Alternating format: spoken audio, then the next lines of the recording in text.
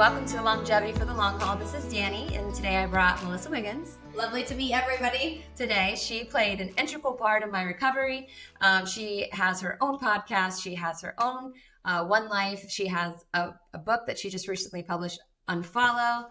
But that's not really how I got to know her, through all her accolades and all the things she's accomplished in life. Her son, Cannon, he had pediatric cancer. I was a pediatric oncology nurse, as I had mentioned before. And I witnessed their journey and, just how their life unfolded and how her life changed over time, and the kind of strength that she drew from herself, and how she has learned to teach other people how to find their own strength and learn so much more about themselves. So anyways, I just wanted to introduce you to Melissa. It's so nice to meet everybody. And Danny and I were just going through our text messages of like the years and years and years of friendship and developing the relationship that we have now, which we just love, and we're just so grateful for each other, and we have a really beautiful friendship. We actually have a group text with another friend of ours, Jill, and it's called Real Friends. And that is our real friends, where we get to show up exactly how we are, and that's really kind of what our relationship is sort of being like, isn't it? It's like really showing up exactly how we are, and the way that we are authentically really vulnerable with each other. And I just love that. And I'm so grateful. And you guys who are listening, we're just so grateful you're here. We'll hopefully share some great things that will help you in your journey today. Yeah. So Melissa knew me before as a pediatric oncology nurse, but she also was one of the first people to see me kind of change after I had COVID. And I would say a lot of people turned away, and she kind of came in and she started checking on me, and she started just she was worried about me when everybody was. Yeah. So when I met Danny, my son Cannon was battling stage 4 neuroblastoma cancer, and it wasn't in the best circumstance. And Danny and I joke about this, but we were very different people. Mm-hmm. I was so focused on Cannon, and anyone that kind of got in my way, I just sort of, pushed them to the side, and I did anything to fight for Cannon. And that's exactly what Danny was like, but with all of her patients. So I had one person I was doing that for, and that was you in this other world. And so our worlds never really clashed together in the way that they are now. And it was like we were both doing the same thing, but for different groups of people, And then what you just said reminded me of our energy. So our energy when we were back then living was very confrontational. We're going to knock, we weren't going to let anything stop us. Yeah. And so you went through your journey with Cannon, and then you started a whole path of self-discovery. Yeah. I got sick, and then I found myself in the same position that a lot of my patients were in. It's just it was horrible. I think what's so beautiful about your journey though, Danny, is you are used to fighting. This is just a very different fight. So when I met Danny, she was always fighting for everybody else and always fighting for all these incredible kids. And we still fight for those kids, and forever will. I have a nonprofit, Cannibal Kids Cancer, and forever will fund research and help children, because my son's a survivor and we know what that looks like. But now Danny moved over, and she was fighting for herself, fighting to try to get better and trying to live in the way that this new body and this new diagnosis was with you. And then on top of that, gets out the other end of it, and look at her, oh my God, this most beautiful, amazing, vibrant, incredible woman. I have chills, because if you could just feel her energy is so beautiful. And now she gets to do exactly what she was doing when I met her, but for a completely different group of people. And now you're fighting for other people, and it's I'm doing for people with long COVID what I did for 100%, children with pediatric 100%, cancer. because you've done it for yourself. That's what's so beautiful though. It's you're just such hope. And I think when you are not feeling your best, whatever that looks like, whether you have an illness or whether you're just, depressed or not feeling good, to know that there's someone that's been through it and looks like you at the end and has the energy that you have and the vibrancy you have, yes, please tell me what you did. And it's crazy because now I've reached, I crossed a new threshold yesterday where I haven't been able to reach that amount of strain, that amount of emotional and physical things. And it was yesterday, I'm like, oh my God, is this really real for me? Mm-hmm. But I want to get back to where we did a lot of work together. Yeah. So Melissa coached people before she ever coached me. And you know, going on a retreat. It's like she has a retreat where you go to the lake house, and I just was like, I don't know. I don't know why she invited me. I don't know why I'm going. I don't know. Like I was like, but I looked at Melissa. I go, "You ready?" Like, I'm gonna bring it, and she's like, "I'm ready." I'm like, "You sure?" I love a challenge. I'm like, I'm a lot, and so it was amazing. And we were there at the retreat, and so one of my favorite parts of the retreat was after I had COVID. I think that was probably a year and a half after I had COVID, so. Yep. And so September, yeah. So I had been struggling for over a year and a half at that point, and we go on this. What was it called with the we went whitewater rafting. Yes, by the way. We went whitewater rafting. Category 4. Okay, just so you can be impressed at home. Yes. Rapids were insane. And I had never, so every retreat that I do, we do a challenge. Everybody does something they've never done before, and it's all different things. And that time that you were there, it was whitewater rafting, and it was category 4. And can I just say that the weather was insane? We had like rain, sun, snow, hail, everything. We were on this water for like 8 hours. And the reason why I reached out to Danny was I kind of witnessed over Facebook this vibrant, energetic fighter of a woman. And I could tell by the pictures, like you were just starting to kind of cave in, and your eyes looked like there was really kind of nothing going on there. And I was worried. Yeah. And I reached out and I was like, listen, I'm having a women's retreat. Like, come with us. Like, it's going to be challenging and hard and fun and beautiful. And you did. I did. And so I like that you said my eyes, because a lot of the people who work with me from the beginning, they always noticed it like in my eyes. Like I wasn't looking at them. I couldn't pay attention. I couldn't. It's like you weren't there. It was Yeah. like an empty space. And I was like, who is that woman? I don't know her. Yeah. And so back to like being on the water. And for me in that moment, it's like my body had not moved that fast in a long time. So like just the experience of, because I used to run, I used to dance, I used to be able to do anything I wanted to do.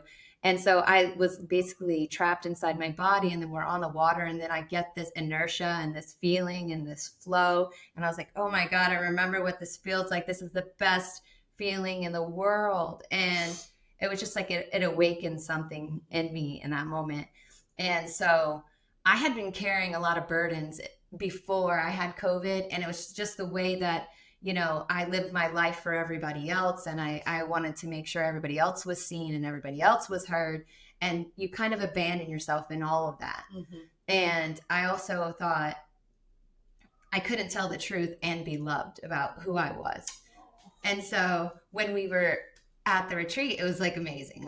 Like I don't cry because it was just like amazing. And I remember saying to Melissa the things that I say to myself back then. Like I would never say those things to myself anymore, but saying the things I said to Melissa that I said to about myself, I was able to let that go. I was able to just reset. It was like a reset for you. And we've called it reset before, waterfalls and wonder, all different types of names for the retreat, but that's essentially what it was. It was like this embodiment of like, oh, this, I've been able to accomplish this thing of being on the water for 8 hours in this atrocious way. That it was so cold, you guys, that we had to stop at the side and make fires to warm our hands because we couldn't row. Like it was insane. It was like a once in a lifetime experience. I hope we have since gone whitewater rafting with all of my children, and it is one of my favorite memories. We have this little frame in our house, and the pictures come up on it, a little electronic frame.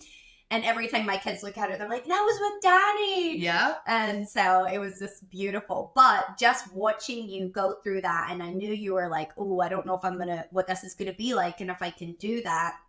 But then you have all these other women with you, and they're all like, yes, you can, we can. Like, and you and I were like, front of the boat, we got this. I mean, terrified. I was so nervous because I am, by the way, not a very good swimmer. I was like so glad that I would have a life jacket on and we were ready. But we did it, and then after that, I think that sort of snowballed all these different things for you. And just watching you over the last couple of years is just mind blowing to be sitting aside of you on your podcast, you helping other people now. Like it's crazy. I just like.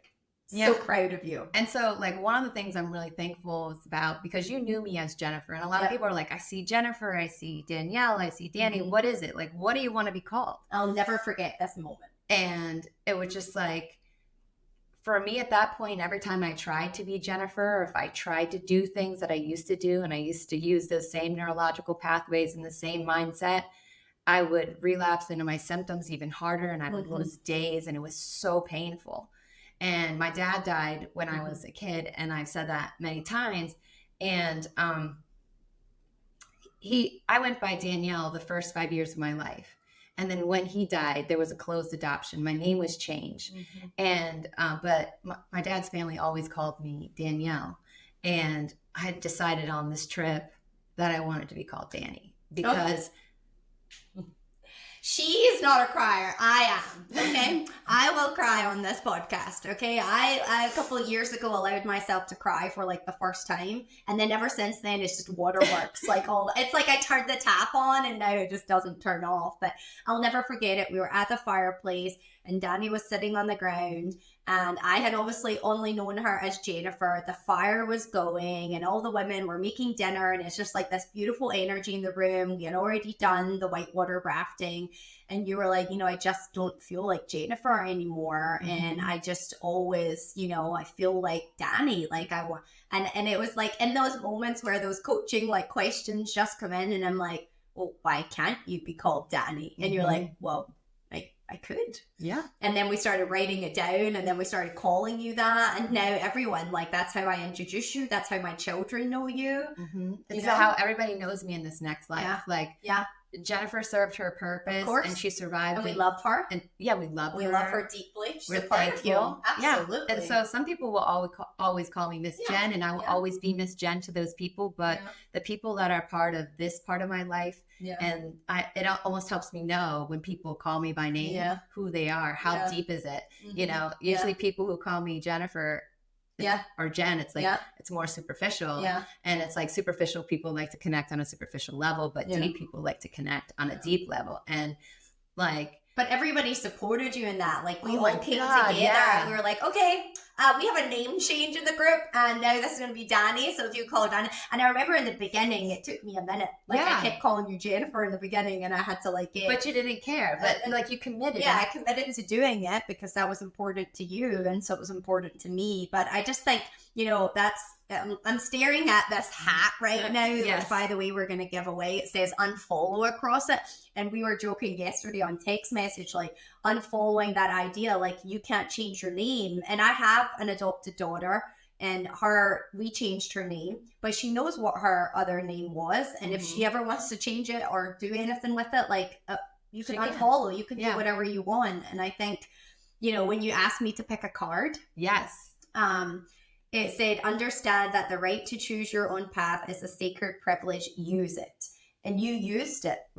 Like you used it. You're like, I'm going to do a different path now. And this is what it's going to be and going to look like. Yeah. And it feels good. And it's just like, I love that I have your support and of course all the other ladies. And it's just all of us together as a collective. We support each other, pursuing our own ambitions, seeing ourselves and doing the things. And it's just like, I really had to unfollow those thoughts that valued other people over myself, and then learning to love myself. And like, it wasn't overnight. It wasn't like, oh, I'm going to be Danny and Danielle and I'm going to love myself. And it was just like, that was an important role that you played in the whole community, like within the Empowered Life and within the One Life community, is that we all come in, we all show up, and we're courageously authentic, and we're just also pushing ourselves. Like, how many people have friends that will commiserate with them and agree with them how horrible things are? And like, I find a lot of people struggling with long COVID. It's like their thoughts about what they believe, about what's happened to them, what other people are saying, and their recovery. And it's just like, start questioning that. And that's like a big part of what you do. And like, people ask me what was like my success. And it was like, questioning everything. That is the subtitle of my book, which, by the way, we're going to give away, right? Unfollow, question everything with excitement. Like, what could it be? But I think you are so good at questioning things that now you've got that skill, and that's what you do with your clients. And to go back to the friendship piece and the type of friends, like, that I would say to the people at home, like, the most important thing we have in life is our relationships. There was just a Harvard study. It started in 1938, right? And it just, they just wrote a book about it. It's called The Good Life. And the study was, it studied these Harvard University undergrad kids and then these other kids in the outskirts of Boston. And essentially was trying to find, like, what makes us the happiest in our life? Like, how do we thrive? And this study has now, like, studied thousands of people and every aspect of their life, from do you eat family dinner to how are you disciplined to every single part of your life. And the number one thing that came back was the most important thing we have is good relationships. That will make you live the longest. It will make you thrive the most. And I think for us, this friendship that we have developed, this relationship that we've developed, it's very real, which is why we call it the real friends in our takes. And what do I mean by that? I mean that Dani says things to me that I don't like sometimes. And I say things to her that she doesn't like sometimes. And that we have, and that's the type of friendship that I desire at this phase in my life. And I think for those listening at home, like, when you're thinking about your recovery and the things that Dani's teaching you in all these different podcasts, I want you to try to think who those people are in your life. Like, who are your real friends? Who are the people who, yes, this really sucks that this thing happened to you, that you have long COVID, or you have an immune disorder, or you have depression, or you have addiction. It all sucks. But what do we do now? And finding that friend who will push you in spite of your limitations. Yeah. And that's what we have in each other. Exactly. Like, and so one of my clients, like, was just wanting to identify with where she was at, meaning, you know, she was sick, she was tired, she had all of her symptoms, riding shotgun with her life. And I was like, at some point you have to start taking action. You have to start making decisions. You have all the resources around you. And she feels like, but I want someone to take care of me. I want someone to make me better. There is no diagnosis that's gonna, you know, lead to your recovery. Yeah. Well, it's not going to create your recovery, but it was just like, but once you decide that, you know, you're going to make a decision and you're ready to fail, you know what I mean? Go ahead and do that. Ferment your gut. Go ahead and go to Mayo. Go ahead and, you know, and just be ready to learn. And I think the difference between my experience and a lot of other people's experience is that I do use the Whoop. And what I use the Whoop for is to know, like, how those different interventions are affecting me and how I can measure my HRV and my recovery rate over time, right? Because I didn't get better overnight. It's taken me, I have 2 years of data. I know, it's amazing. It's 2 years of me studying and learning more about myself, because now you get to use all of that to help other people and show them. So beautiful. Yeah. And I love the Whoop. We are the Whoop gang. Yeah, our friend group are all on the Whoop. We're all obsessed with it. But I think your nursing background, like, truly helped you be like, okay, Melissa, if I'm going to do this thing, I need to know for sure what it's actually doing physiologically inside of my body, not just like how it makes me feel on the outside. Yeah, like, both parts are important. Yeah, and I've seen, like, your HRV has increased, like, I'm almost tremendously. 10 points up now. Yeah, which is and improving an HRV score, like, if anybody doesn't know what that is, that talks about your autonomic nervous system. If you're going to have, like, a hot engine light, you know, that is really going to tell you what you're starting with. And then it's just like, I'm just happy that you're even just, when you function better, you feel better. And that is just the most amazing thing. And so what was it like for you, like, during, like, COVID and, like, your perception before you ever knew what I was going through? And then what was it like learning about how I struggled? And then how do you think you helped me? Sure. So when COVID started, we actually went to the magical lake house with our son and our family, and we had just adopted our daughter. So she was just home. She still only spoke Spanish. Oh my God. I know. So we're, like, in the middle of this, like, you know, pandemic, global situation, and we have a survivor with cancer, and we have this new person in our family at that point. And we just hunkered down at the lake house because we were really scared. At first, we didn't know what the research was saying about how it would impact a kid like my son. Someone who has a body that doesn't function the same as everybody else. He has limitations with his heart and his lungs and his organs.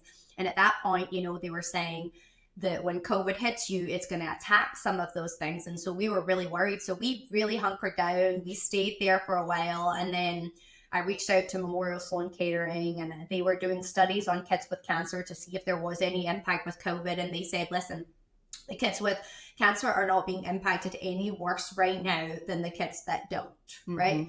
And who weren't in active disease. And so we started to feel like a little bit like, okay, like maybe we could go back to our real life, like at some point.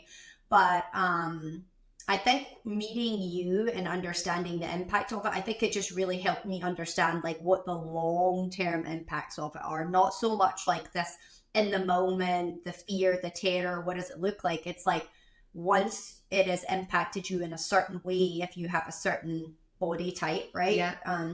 Then like you are dealing with it for a long time. And I think that that's what it taught me. Yeah. And I just remember just not being able to talk, not being able, like, it was just like, I could just remember how horrible that was.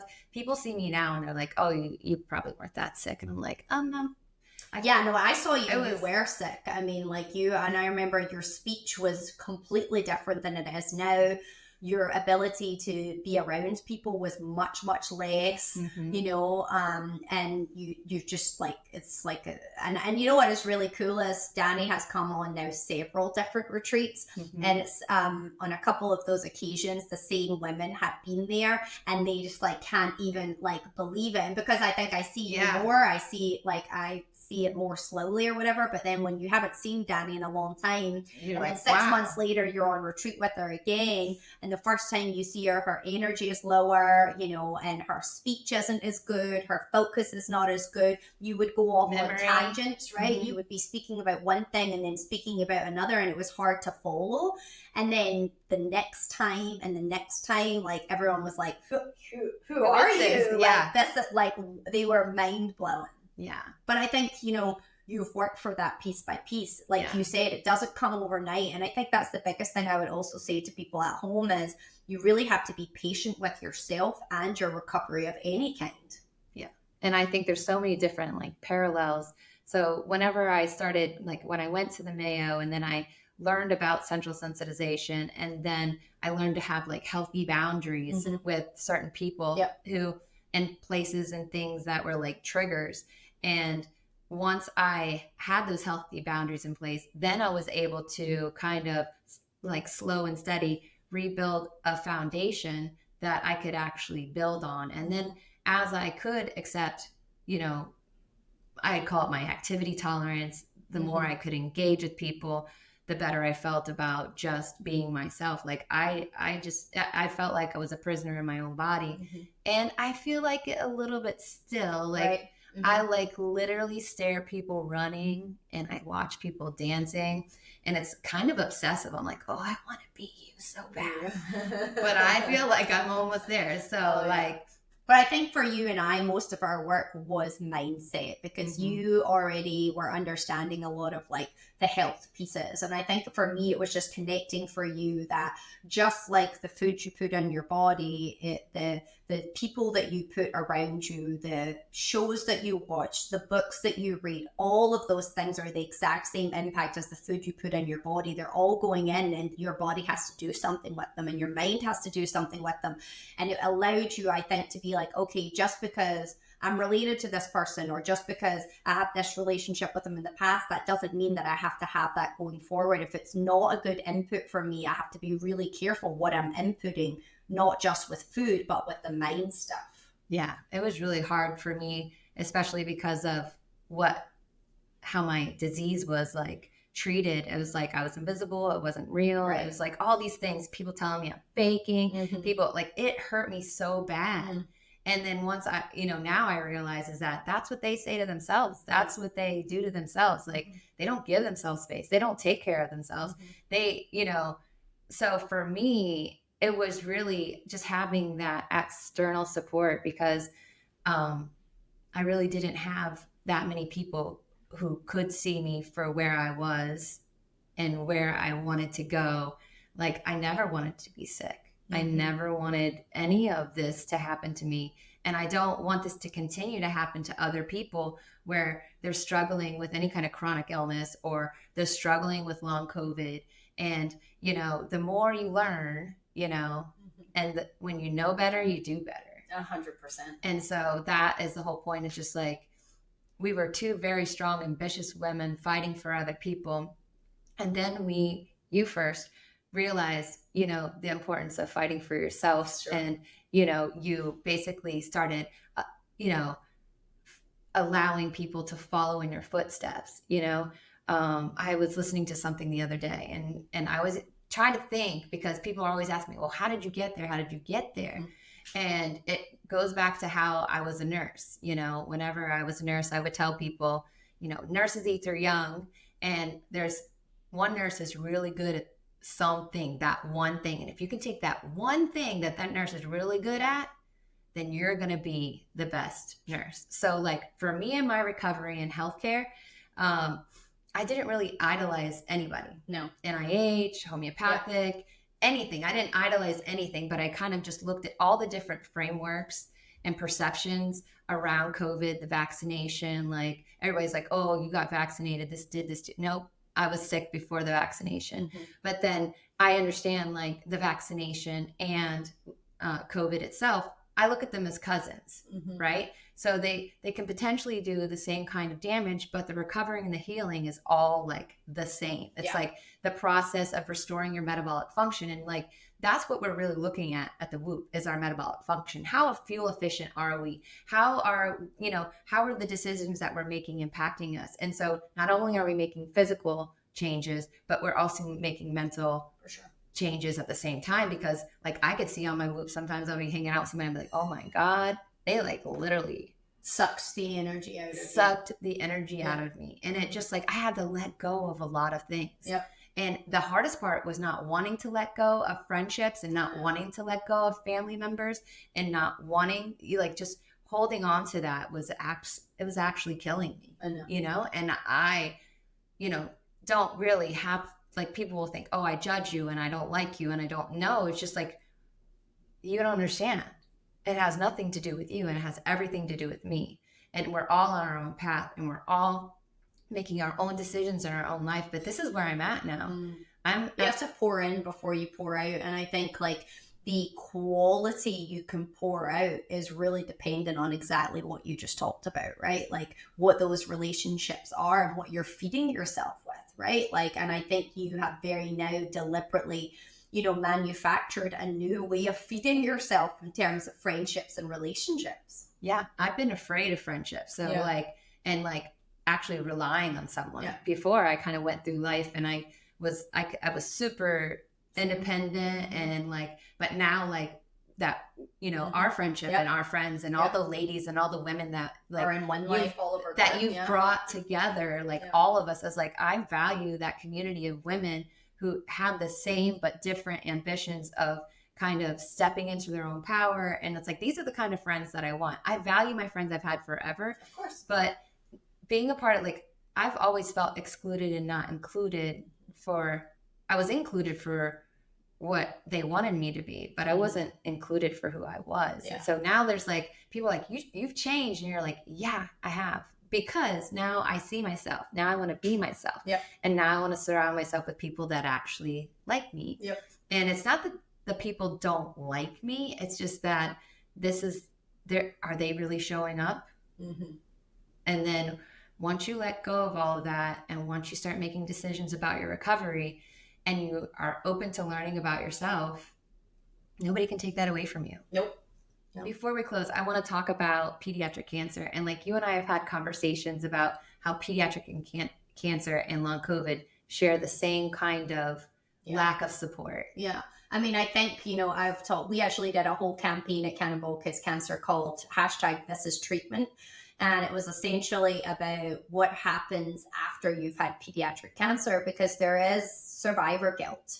So you're in a hospital and, kids are dying in the room next door to you. I watched lots of kids die during our journey, and I've been to more kids' funerals than I have adults. And as a result, I got to see the impact of some of the kids that did survive and what that looks like. And I will tell you that as a community of survivors, the parents struggle to be allowed to talk about the hard side of survivorship, or I'm only allowed to talk about the fact that my son is doing great and he's in middle school now, and all these things are great, but it's almost like, okay, now you have to sit down and shut up, and you're not allowed to talk about any of the issues of survivorship because your child is here.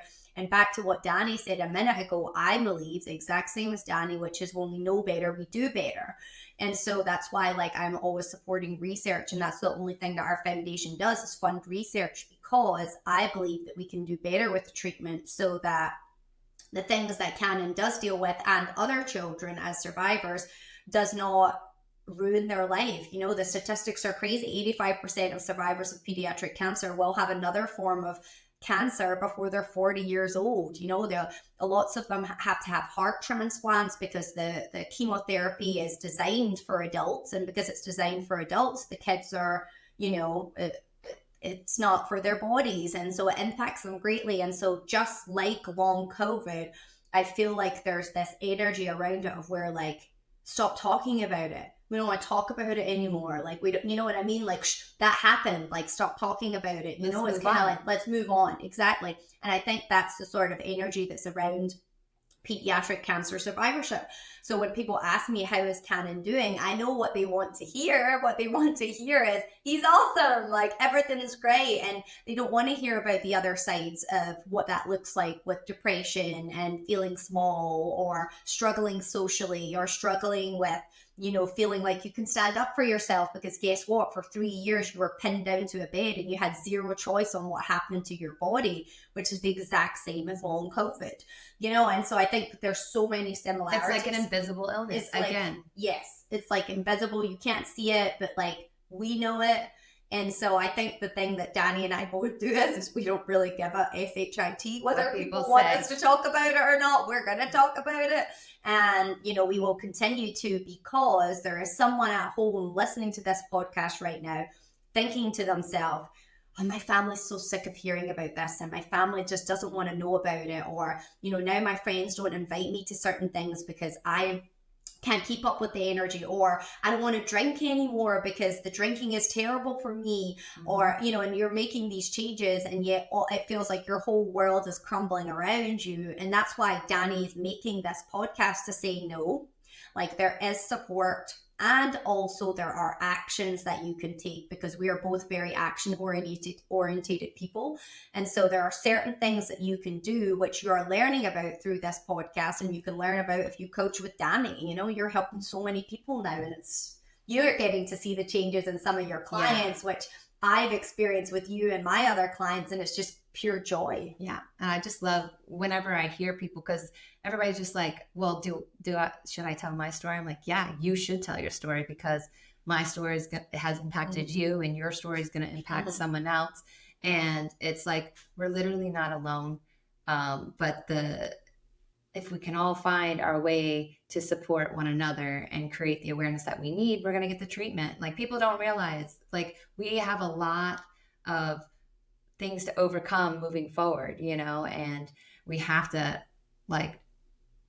well, I think whoever shouts the loudest gets what they want. I mean, that's just a fact. Danny and I have both been in Washington, D.C. many times lobbying for different things. And this is another thing that you will see her on the Hill doing shortly, right? Because it has to be, because we have to be there reminding, we have to say the words, and we have to talk about it, because otherwise we don't get the research, and we don't get the advocacy, and we don't get the changes, and then more people suffer. And when they suffer, a lot of the time, the illness is silent, the suffering is really silent too. Because, you feel like you're not supposed to talk about it. Yeah. And it's just and I always think about that, even on my worst day, is that somebody else died. Mm-hmm. And mm-hmm. People don't want to think about all the people, the millions of people around the world, not just around the world. Yes. Everywhere. It's everywhere. Awful. And it's just I'm here, and appreciative that like you embraced me from the very beginning. And I am so thankful that you saw that there was something left inside of me, because it was a time when I didn't know how I was going to continue on the way that I was. I remember when she arrived at retreat, she was like, I don't know why I'm here. And I was like, I do. And you don't have to worry, because I do, you know? And I think that's it. Like finding someone, like that's the one thing I would say to everybody at home. Like it doesn't have to be hundreds of people. It doesn't have to be big groups of people, but finding someone who will say, this happened to you. Now let's try to find a solution will be the thing that can change your life. Yeah. And so we're here to help you show up for you. So this has been an amazing podcast. Thank you for joining Longevity for the Long Haul.